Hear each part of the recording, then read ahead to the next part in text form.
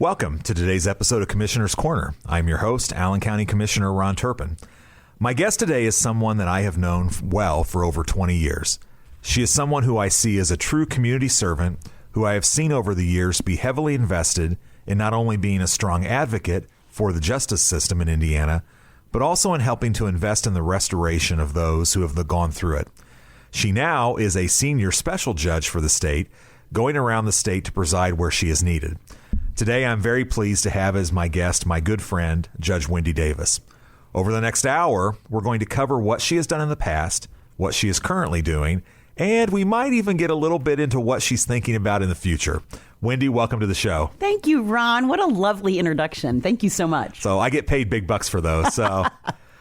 So we always, with a new guest, start and tell a little bit of their story. Sure. One of the things our listeners have gotten used to is that most times people don't know the background, the story of the people that are on the show.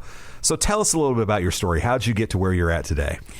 So I grew up in Fort Wayne. I've been here almost my entire life. And there was one part that I was not here. My husband served in the U.S. military, U.S. Army. So once we got married, we went down to San Antonio and was there for about 8 years. So I actually finished my law degree in San Antonio because we were stationed there. So took the Texas bar.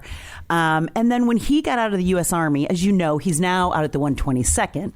But when he got out of the U.S. Army, we came back to my hometown. And Scott's a doctor, by the way. Correct. So, yeah. Scott's a doctor. He was a doctor for the U.S. Army. He is now the critical care air transport lieutenant colonel for the local 122nd.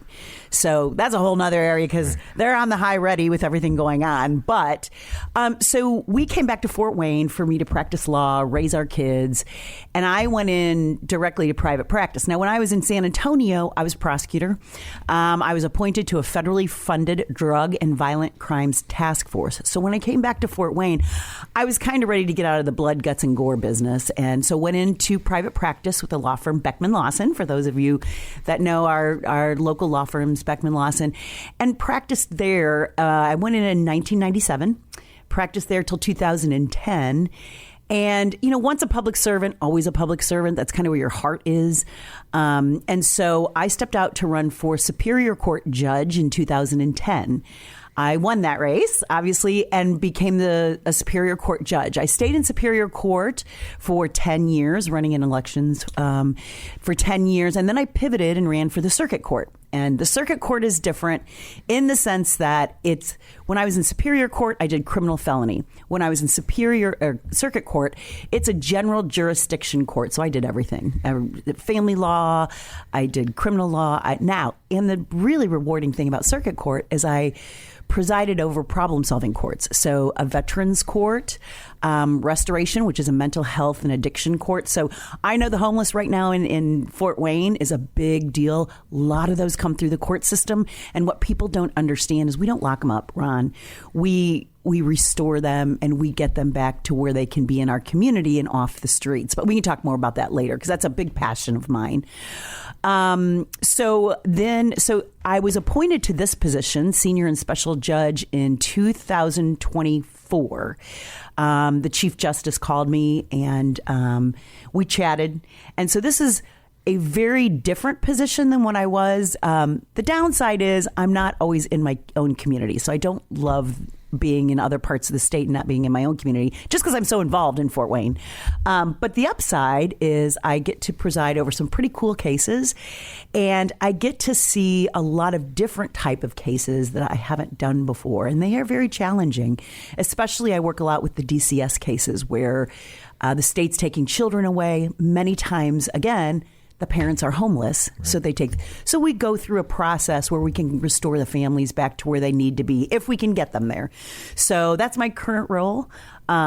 Special judge is a little bit different than senior judge. We can get into that if you want to. And we've got a whole bunch of questions here. So So that's how I got to where I am. Yeah, we will dig into a lot of these. Yes. So one of the things that you mentioned is that, you and I are both lawyers. Yes. And, that it's one that you were in private practice at Beckman Lawson. I think that's where we first met each other. Yes, We've known each other for probably over 20 years. I was at Lincoln, yes. We met because we were both on the United Way board. Yeah, I'm a tax attorney by background, and so I was in the tax department. Yeah, and you're a smart lawyer. I don't know about that, but thank you for that. So you were in private practice. You made the decision in 2009, 2010 to run against a sitting judge. Yes. Which doesn't happen very often. Usually when I don't know what I was thinking, Ron. Usually when someone's a judge, they're in there forever. But walk us through what was some of the decision-making process at that time. Sure.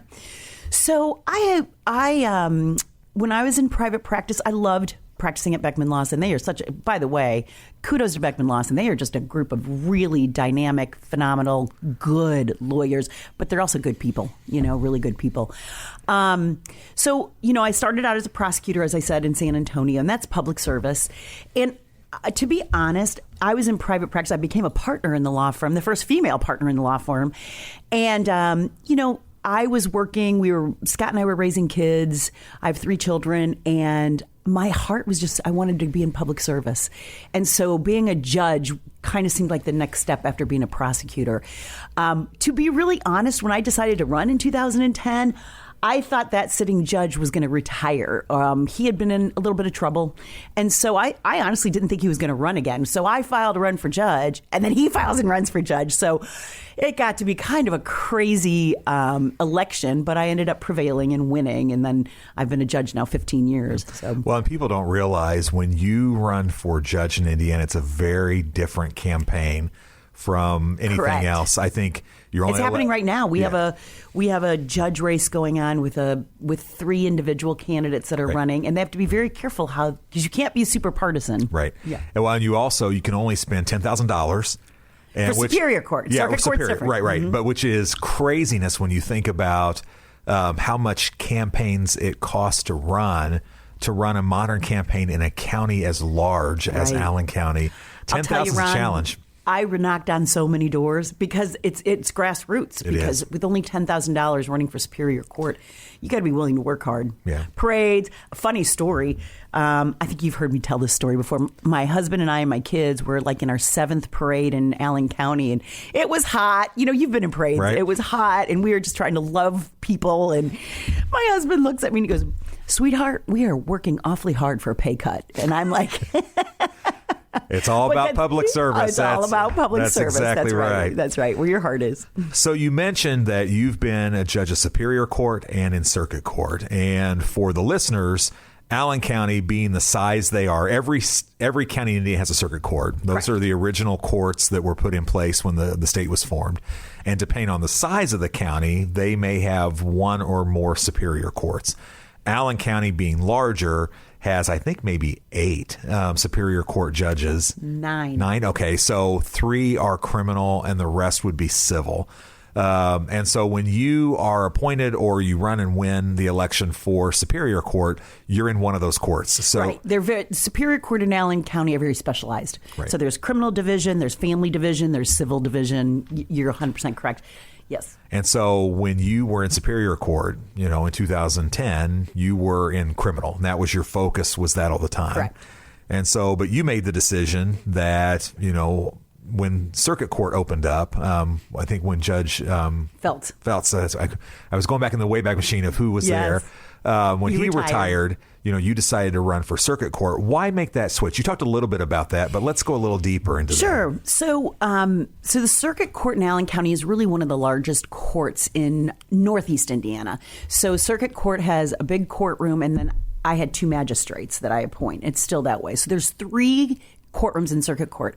The reason why I made the switch is because the Circuit Court deals with, like I said earlier, multi different issues. It's a general jurisdiction court.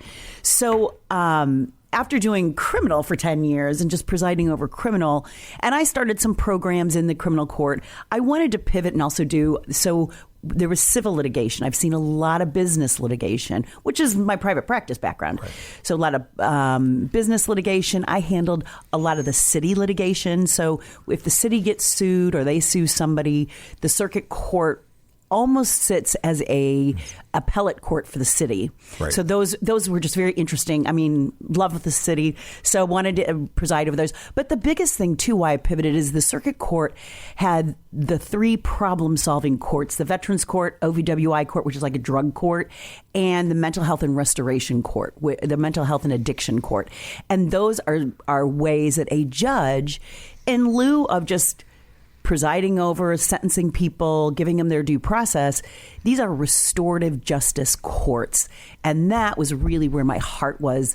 I've been so active in Fort Wayne through urban ministries and I'm on Fort Wayne United, trying to reduce youth violence. These are all my side gigs, as you would. They're nonprofits. My heart, though, was really towards restorative justice. And that's where the problem-solving courts came in. And that really interested me. All right, and we are at a great place for our first break. You are listening to Commissioner's Corner on WOWO. Welcome back to Commissioner's Corner. I'm your host, Allen County Commissioner Ron Turpin, and my guest today, Wendy Davis, Judge Wendy Davis. So, Wendy, before the break, we were talking about Circuit Court, Superior Court, and your decisions on that. In 2024, Congressman Jim Banks decided to run for U.S. Senate, and that left that seat open. And you made the decision to run for that seat. I know it's something that you and I talked about at the time, because I was making the decision to run for commissioner at the same time.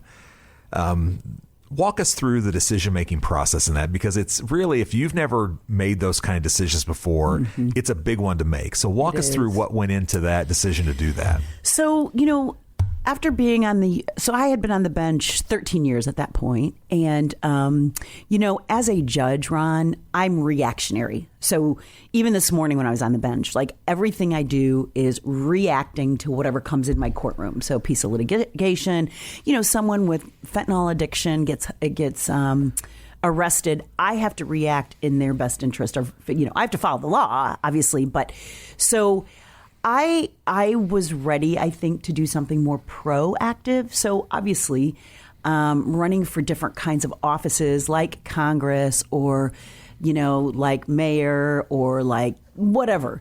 Those are more commissioner. Those are proactive positions. They're not reactive. Now, as commissioner and as those positions, you're kind of an executive. You do react to problems in the city. But for the most part, you can tackle problems and problem solve for the citizen's best interest, right? And oftentimes in my courtroom, I react to a very individual person's best interest pursuant to the law. So I made the decision to pivot. To be honest, in retrospect, I probably didn't really realize what it was going to take and what it was going to turn into and all the things. And it was good for me to do it in the sense that it made me realize that I wouldn't mind doing something else. However, I don't want to be, one thing I've realized, and we talked about this earlier, is I don't want to be out of my community. And really, I'm just going to say D.C.'s a mess. I mean, Washington, D.C. is a mess. I don't know if anybody can make any difference. It's so divided. It's so combative. And I just realize I don't want any part of that. We need to come together with unity and not be so DNR, the right and the left are fighting. But the decision I made to do it, to answer your question directly, was to do something different in my career that I thought at the time I could be a little more proactive in solving problems. I realize now I don't think anything is getting solved in Washington, D.C., Well, it's interesting. We've talked even this on other radio shows I've done before, is that I do believe that when you look at government, local, state, federal, that as the government level gets higher, the ability of one person to make real change becomes much more challenging. What a true statement. Yep. And so you look at, you talked about Congress, and there are 535 congressmen and senators. And so you put that and say, now some have more power than others, no doubt. And, you can get some things done, no doubt about that. And we've been fortunate to have great representation in Northeast Indiana for a long time with great congressmen. However, and please note, I'm not knocking on them. Oh, no. I'm not saying they're not doing anything. But for me, I realized to what you just outlined, right? I can do greater good in a smaller, if I'm going to do something different, if I'm going to do something different, I can do greater good in a smaller local government, which is my city, which I've been here, than taking off and living in D.C. No, and that's fair. That was, my calculus is that every day, I wake up with one goal, and that's to make Allen County the most thriving, vibrant county in the state of Indiana. And I can have direct control of that by the decisions that we make, whether it's, zoning laws or highway or, you walk through all the different things that are there. And even though the courts don't report to me, I partner with the courts on the tools and resources they need to do their job well. And so I can look, as I drive around my community, I can look and say, okay, I was a part of that, or I helped with that, I helped do that. That is much more challenging when you are in a state level position or federal. Still, they're very valuable. I mean, we without a doubt. Like I said, this is not a cut on any of our local. But it is one that I don't think people realize the sacrifice it takes to run for these offices, because when you made the decision to run for Congress, you had to quit your job. I did. I retired from the bench. So I'm back now, but walk through why that was necessary. So as a judge, even though when I ran for the circuit court, I was on a partisan ticket, but we talked about this earlier with Superior Court, you really have to kind of run nonpartisan, which is very challenging. I mean, I've been in all of these elections as judge. They're challenging to get elected because you can't be partisan. You can't, and so when I ran for Congress, because that was such a partisan race, unfortunately, it was a primary, so it just became so partisan. You can't do that and remain a judge. So you just can't be that partisan. So yes, I did have to retire from the bench, and now I'm back on the bench, and I'm following those rules as a judge. So walk us through the run. What was it like? Oh, it was so challenging, Ron. When it's interesting. When I first got in the race, it was just myself and another candidate. So there was two of us in the race, and then the race just exploded, and there ended up being 8 people in this race. And one of the individuals in the race was an incumbent, which was Marlon, who is now our congressman. And it was. For me, I like people. I love people. So for me, it was a lot of work. I mean, it was a lot of work. But it became very, very challenging in the sense that when you run in a primary like that, they tend to push you really far to the right, just super far because you are talking to primary voters, right? And so it was a challenging race. It was challenging, but it taught me a lot. It taught me a lot about myself. It taught me a lot about my own beliefs and my heart. And it taught me a lot about what I actually want to do if I ever don't want to be a judge again. So it's interesting so for anyone who ever has run for office before, it's not what you expect. You have all kinds of consultants and people that tell you different things. And they kind of tell you what to say. Right. And and I always remind people between you and I have talked about this. I don't want to lose my voice. Right. I want to be Wendy. If I'm going to run, if I ever run in another election, I mean, that is one of the big life lessons that I learned is that I need to be Wendy Davis, and this is who I am authentically. Right. And as opposed to, like you said, people tell me what to say. Well, and it's interesting that I always tell people who are thinking about running for office, you are the candidate. So at the end of the day, you control the ship and you set the narrative. So no matter how many paid consultants you have or other spokespeople, you set the tone for what it is. And so, like, for example, I've always made a thing that I don't negative campaign. I mean, I always focus on, here's what I'm going to do. And if that doesn't work, for people, then that's okay. No, that is such great advice. That is something that I learned in the congressional race. Right. When I ran for judge the first time in 2010, best advice I ever got. And it was from Kathy Hawks, and I will never forget this, but she said, never mention your opponent's name. Right.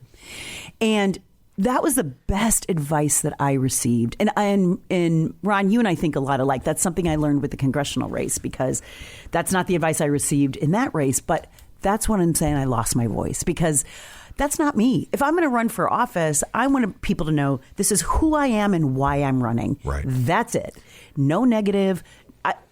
I think really and truly, if I ever run again, I'm going to keep that in the back of my mind. Don't ever mention their name, whoever the opponent is. Well, I think people want to know, what are you going to do Correct. to make life better? Right. And why do you want the position? Right. I mean, that is, well, why it's an HR, an election is really a human resources exercise. I want you to hire me because I think I'm the best person to do this versus anyone else that's there. Correct. One of the things that was a challenge in your race, especially, was the outside money and those other voices. Oh, right? It's awful. Yeah, it's one thing that, and you don't see that necessarily in a local race. You did see it this year when it came to some of the state Senate races, but it's a highly unusual thing in a local election to see outside money come in, because when the outside money comes in, they're the ones, to your point, that kind of take away your voice. Correct. And that can be really hard. Mm-hmm. And then people think it's me saying all those bad things about my opponent when it's somebody else dumping a bunch of money in. And, that's, yes, 100%. That's where I lost my voice. So it was disappointing. So we are going to take our next commercial break, and then we'll come back and pick this up. You're listening to Commissioner's Corner on WOWO. Welcome back to Commissioner's Corner. I'm your host, Allen County Commissioner Ron Turpin, and my guest today is Wendy Davis, Judge Wendy Davis. And so, Wendy, we were talking about the congressional run before the break. Sure. And one of the things, unless you've ran a campaign, you don't know what it's like, and each campaign's a little different. What was your favorite part of running for Congress? Meeting people. I'm meeting a lot of people that really want to talk to you and tell you candidly about their hurts in life and what they need to live. You mentioned a thriving, vibrant county. These people just want people in government or leaders in government that can provide that, Ron. I mean, and so just to listen, sometimes when you're in a campaign, you got to balance really delicately. Like, you got to promote yourself and tell people who you are and why you're running. But you also have to listen. You have to listen to the constituents that are going to be voting for you or not voting for you, and what they really need from that particular position, whether it's Congress, whether it's commissioner, whether it's mayor, whether it's judge. You just need to listen to what their expectations are. And that was fun for me, because I like to listen to people. And Ron, you've known me. I'm kind of a people person anyway. So No, I'm shocked. I zip up my black robe, and I have to keep my, I can't be super chatty. Yeah. So we always talk about favorite. What was the least favorite part of running for Congress? The negative, the outside money. You nailed it on the head. The outside money that came into the race and just made the race so negative. Because I'm like you, I think we just lose sight of who the person really is. And so, yeah, that was I really got to listen. I really learned a lot through that, because I never thought that was going to happen. So something that I wasn't prepared for when I ran was, again, not to anywhere near the level negative for your race. However, it's one that, as the candidate, you take things very differently than your spouse or your children. Oh, yes. And it's one that my wife is not political, and your husband, Scott, is not political. No. And, it can be very difficult. You can't be in the military. Right. It can be very difficult for a spouse when you see your loved one being attacked. And, you and I, our adult children are about the same ages. And it was tough on our kids, too. And in this age of social media, when you see outright lies being told about, your spouse or your mom or dad, it could be really tough. And, we prepared our kids and I prepared my wife. And that's why, I'm very happy being commissioner. I love being commissioner. Don't want to be anything else, because I'm not sure I could get her to support another race, because it takes a lot out. So it does. When the negative ads came out against me, they called me liberal judge Wendy Davis, and they used, so we talked about restorative justice. I did start a program in the court system that did come from the Obama White House. There was a little bit of truth to that. But that doesn't mean you're liberal. Well, it means that I just want to do the right thing for the people that are in my community. And I was seeing so many young black boys and black women just making what I call dumb decisions. They weren't hurting people. They weren't shooting guns. They weren't. So I did adopt a program to kind of divert these young youth in our community into a situation where I can get them out of the situation they're in and become productive. Okay. But boy, something like that I stand by, because even to this day, we had great results from that. They just took it and blew it up into something that it was not. And then they, with AI now, right, they could cut and paste some of the interviews I had done to make me say something I've never said before. Well, it is interesting. Most of the listeners will know that I am championing a Restore Allen initiative right now in Allen County. I love that, yeah. And the reason being is that I believe the concept of restoration is biblical. And I consider that different than restorative justice. That concept has gotten a very bad name. It has, but that's problem-solving courts. Well, however, a lot of it is when, a lot of the listeners, some of those can be liberal, do-gooder, things. That's not what we're talking about here. No. Listen, I've said this before.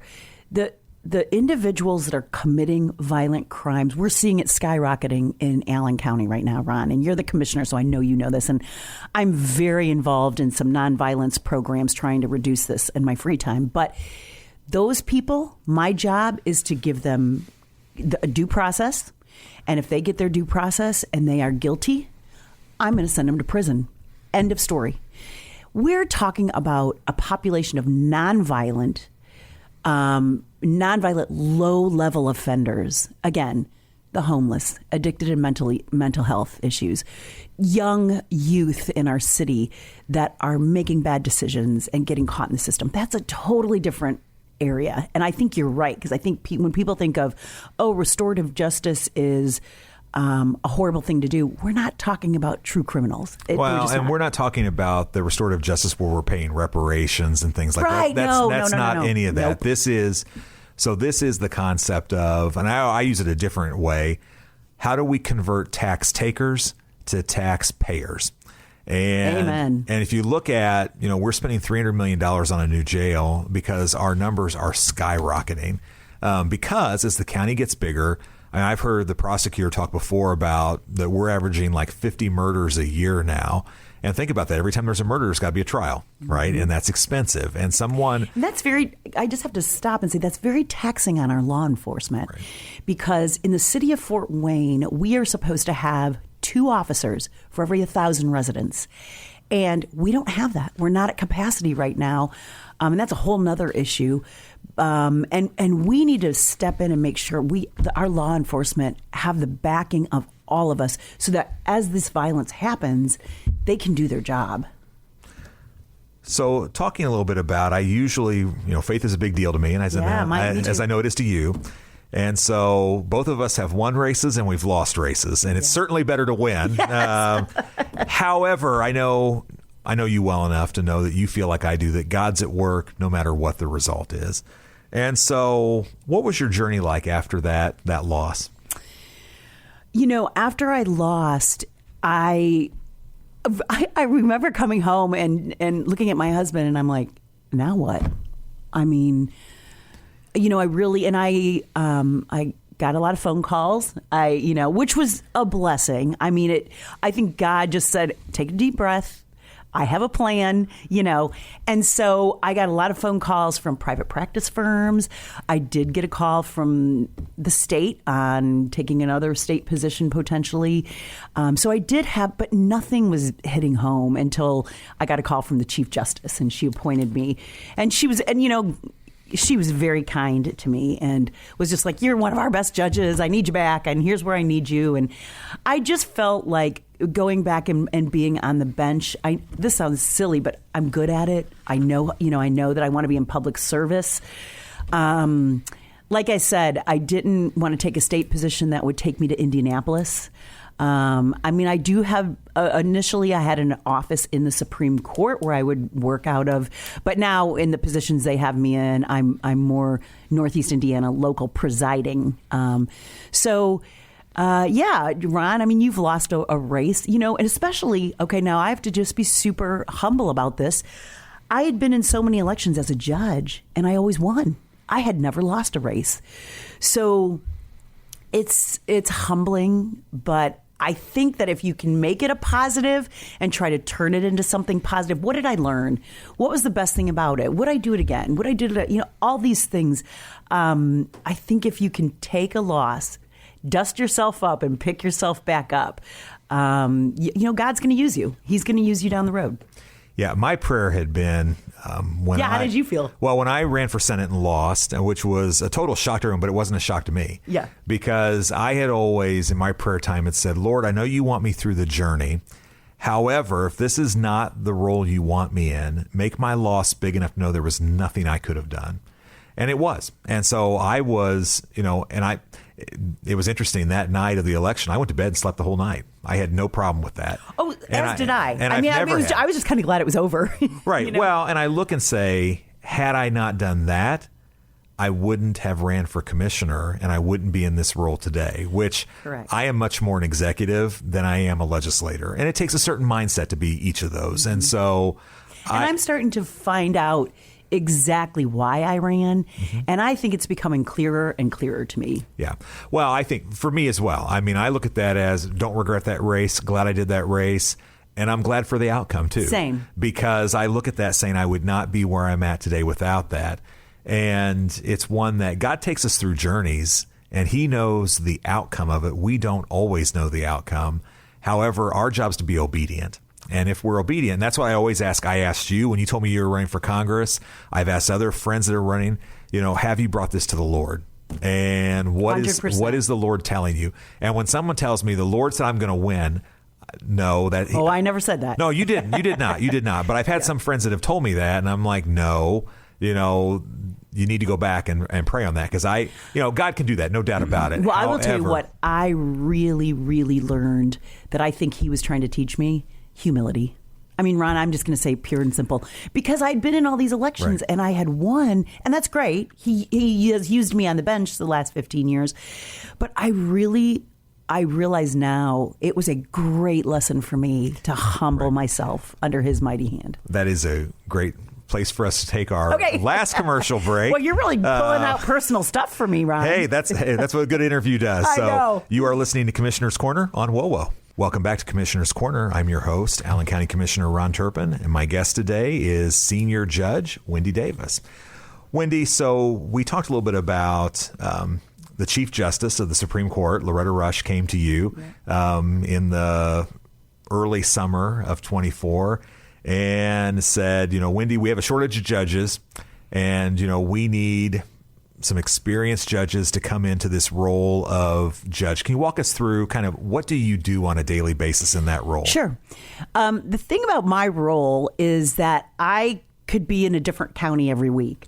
So, for instance, last week I was in Decatur. I'll be in Marshall County. That's about as far as I go. And actually, I'm doing exactly what I did here in Allen County. I just do it at the state level.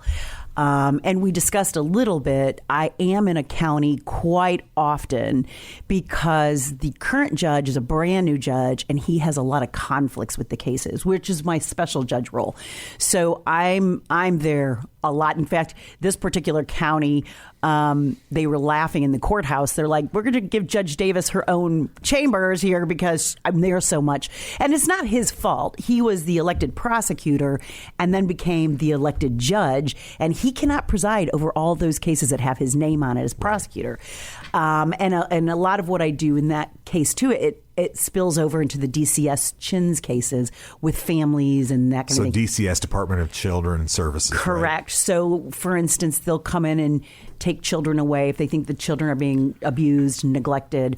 And then, we go through a huge process judicially to figure out whether or not the parents can keep the children or not keep It's very challenging. It's a very challenging role for me as the special judge but he as the new judge, as the ex-prosecutor, got involved in those cases as well. So it shows itself as a big jurisdictional footprint for me to handle those cases. So on a daily basis, I could be. And then here locally, when my colleagues ask me to come senior judge for them, like for instance, they're going to be at a conference or they're going to go on vacation, I'll fill in for a week here, which is fun because then I get to come back and see all the officers and all the local people So senior judge would be more judges are on vacation or something Correct. like that. You're filling in. Mm-hmm. Special judge is that judge can't preside for a conflict reason. Correct. Correct. So kind of if you think about it, almost like back in the day when the county... The circuit court? Well, yeah. You would have had circuit judges, right, that on their horse, they rode the circuit, right? And so they would go multiple counties, but they would go from place to place and hold court. Yep. So you're kind of like a modern day equivalent of that. I can't tell you how many people have said that to me. That's funny that you brought that up because that is exactly. Now, when I was first appointed to the position, like I said, I had an office in the Supreme Court because I did help them with a disciplinary action, a pretty large.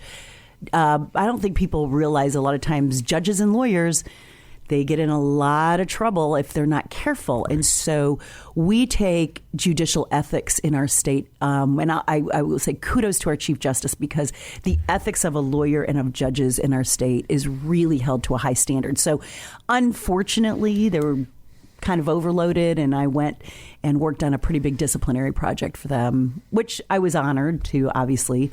But now I am the modern day circuit court judge. Yeah. So we're going to go from professional to personal. You've had a lot of changes in your personal life as well. Yes. So how is life as a new grandma? Oh, run. So, yes, my oldest daughter, who got married 2025. So I have two other sons. I have a middle son who's in the U.S. Army as well. And then my youngest son who's going to be a rising junior. In fact, I take him back to college this weekend. So you and Scott will be empty nesters again. Once again. Yes, I love it. And so, yes, I have a new grandbaby. His name is Henry. And they live in Kentucky, so about 4.5 hours away. And I mean, Ron, you just wait. You just had two kids that got married. Wait till you have a grandbaby. I am in grandpa mode, yes. I am like, and here's the funny thing. I have enough tenure on the bench now that if she called me and said, Mom, Jarrett, that's her husband, Jarrett's, I don't know, going to be out of town or working. Do you want to come down? I'm like, I'll be right there. There's no hesitation. Do I have to move court calendars around? Because sometimes if I'm scheduled on the bench, I mean, out of respect for the lawyers, you've got lawyers and litigants and calendars and all these things. But boy, I do gymnastics to be there when she wants me there. Well, I have been told by many of my friends that are grandparents that it's even better than being a parent. So, 100%. Because you can send them home. Yes. Yes. Well, and here's the lovely thing now about, we were talking a little bit about social media and phones and all this stuff. We can FaceTime too. Right. So I can get on FaceTime and be like, Gigi, they call me Gigi. Gigi loves you. Henry, and he's just 8 months old. I mean, Gigi loves you. Gigi, call me. So that is funny. Yeah, it's super fun. So probably the worst kept secret in Allen County.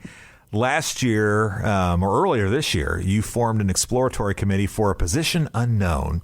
So obviously you've got constraints as a judge of what you can and can't do. Walk us through where you're at with this. Sure. So you and I have been talking about this all morning about pivoting and being more of an executive problem solver. So I went to the Supreme Court and I got permission for me to open up an exploratory committee for a potential citywide race. And Ron, I don't do anything without the Supreme Court's blessing ethically. I mean, that's just too important. My ethics are too important to me. And so, interestingly, I will say about 10 years ago, I was asked to run in a citywide race, and it just wasn't the right time for me. I was on the bench raising kids. I mean, and I hadn't been, I hadn't been judge long enough. But so this has been something, and there was a rumor going around, 10 years ago, that Judge Davis was running for the mayor's position, and Tom Henry really didn't want to run again. He was getting tired, and he had some conversations with me about it, and so did some business leaders. But anyway, so fast forward, obviously, as you and I spoke, this is my city. I'd love to do something more local where I can be in the community every day. Obviously, I would love to be in a position to proactively support law enforcement, because as a judge, I mean, I still have to maintain my neutrality, but proactively get behind our law enforcement and first responders. So it's going well. I'm using 2026 to listen and learn. So when I say listen, I'm meeting with lots of people in the city of Fort Wayne and just listening to their concerns for the city, listening to what they would like to see in a executive position, what their next city leader might look like. And I'm learning a lot. I'm learning too that our city's hurting in many ways. Like I said, I'm a part of Fort Wayne United, which our mission in Fort Wayne United is youth achievement, reduce youth violence. And these are big issues for the city. We've got a lot of challenging issues in the city going on right now. Ron, I listen to you because you're involved in it too. One of the things I appreciate you say, though, is that the city is part of the county, and you're a county commissioner. And wouldn't it be nice to have a partner in the city that you could work together to really solve these problems? So 2026, I'm just listening and learning, and I have permission to do that. So we'll see what God has come the end of this year. So you talked about challenges. What do you see as the biggest challenge being for Fort Wayne? Wow. I have a couple of them. Obviously, the homeless situation is out of control. I sit on the Parkview Behavioral Health Board. And I'm actually the vice chair of that board for the Parkview, what used to be Park Center. And, a lot of those homeless get dropped off at our Rendelia Avenue. So I know firsthand what is going on downtown. I'm concerned about the homeless and that it's handled correctly, and that taxpayers, you made a comment, let's take the tax takers and turn them into taxpayers. I'm going to use that. I'm going to take that from you, because I'll charge a small fee later. I know, because I don't think it's the government's job to just throw a ton of taxpayer money. Yeah, we cannot solve everything. No, we can't. And, they're getting bussed in. We all know that. So I think homeless. Yeah, another challenge is collaboration with business leaders. I think that, we've focused so much on downtown. I don't want that to stall. And I think it has stalled a little bit. But I think we put it in the hands of private investors, let them run with it, and take our taxpayers. I go around Waynedale, I go to the southeast side, because that's where I do a lot of my urban ministry. But I go to other areas of the city that I think have been neglected, that we need to go to those places and say, what do you need? What do you need from the city? What do you need from city leaders? And like you said, the government cannot solve every problem. But I think between the homeless, between business development and collaborating with business leaders all over the city, not just downtown. And then I have to tell you, law enforcement. Law enforcement is heavy on my heart, Ron. We're going to have a hard time recruiting if we don't give them the tools and support that they need from city leaders. Like we talked about earlier, we're not at capacity with Fort Wayne Police Department. I'm not sure we even are at capacity with the county. That's something I would collaborate with the county on. But, I think the best thing about an executive, or what an executive should do, is what you talked about, and that is making a thriving, vibrant city that people want to live in, that people want to raise their families in. That's what Scott and I have done here in this city, and I want to continue to do that potentially as an executive. And that starts by, like I said, listening and learning to the residents and what they need out of their city leaders. Well, Wendy, as always, an hour goes by really fast. Is there anything you'd like to share in final conclusion of our interview today? No, other than the fact of I really appreciate being here today and listening to my story. And the only thing I will share is I'm excited. I'm excited about potentially what is next for me. Again, I love being on the bench. I've loved serving Indiana as a trial court judge, and I will continue to do so. But I'm excited to see maybe what my next endeavor is. All right. Well, Wendy, thank you for the service that you give to our citizens. Yeah. For our listeners, I hope you learned something new today. And if you have any questions, hopefully we helped answer them for you and gave you some good information to think on. This is Allen County Commissioner Ron Turpin, and you have been listening to Commissioner's Corner on WOWO.